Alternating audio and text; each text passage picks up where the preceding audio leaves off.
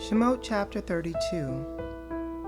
When the people saw that Moshe was taking a long time to come down from the mountain, they gathered around Aharon and said to him, "Get busy and make us gods to go ahead of us, because this Moshe, the man that brought us up from the land of Egypt, we don't know what has become of him."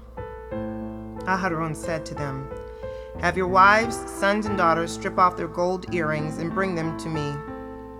The people stripped off their gold earrings and brought them to Aharon. He received what they gave him, melted it down, and made it into the shape of a calf. They said, "Israel, here is your God, who brought you up from the land of Egypt."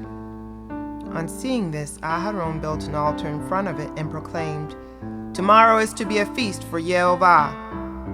Early the next morning they got up and offered burnt offerings and presented peace offerings. Afterwards the people sat down to eat and drink.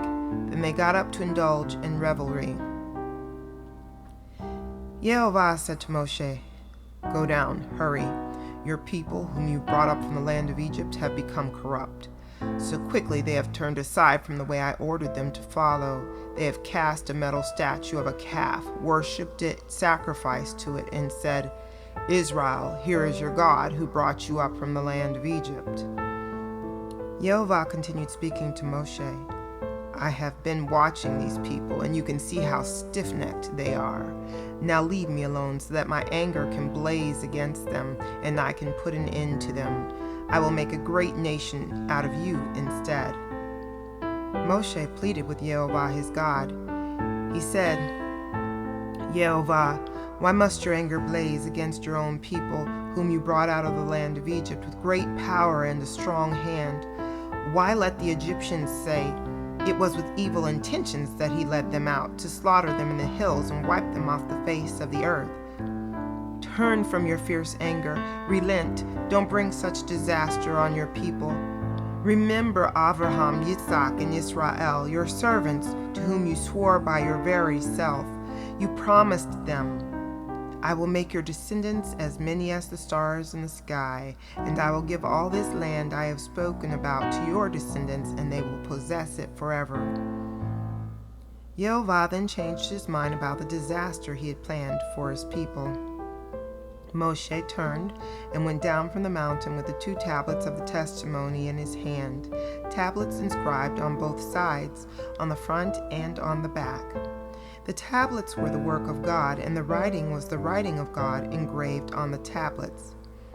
When Yehoshua heard the noise of the people shouting, he said to Moshe, "It sounds like war in the camp." He answered, "That is neither the clamor of victory nor the wailings of defeat. What I hear is the sound of people singing." But the moment Moshe got near the camp, when he saw the calf and the dancing, his own anger blazed up. He threw down the tablets he had been holding and shattered them at the base of the mountain. Seizing the calf they had made, he melted it in the fire and ground it to powder, which he scattered on the water. Then he made the people of Israel drink it. Moshe said to Aharon, "What did this people do to you to make you lead them into such a terrible sin?" Aharon replied, "My Lord, shouldn't be so angry. You know what these people are like, that they are determined to do evil. So they said to me, 'Make us gods to go ahead of us, because this Moshe, the man that brought us up from the land of Egypt, we don't know what has become of him.' I answered, 'Anyone with gold, strip it off.' So they gave it to me.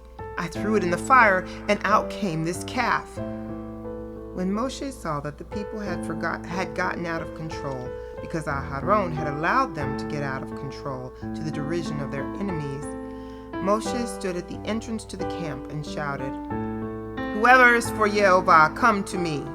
All the descendants of Levi rallied around him. He told them, "Here is what Yehovah, the God of Israel, says. Each of you put his sword on his side and go up and down the camp from gate to gate, and every man is to kill his own kinsman, his own friend, and his own neighbor." The sons of Levi did what Moshe said, and that day 3,000 of the people died.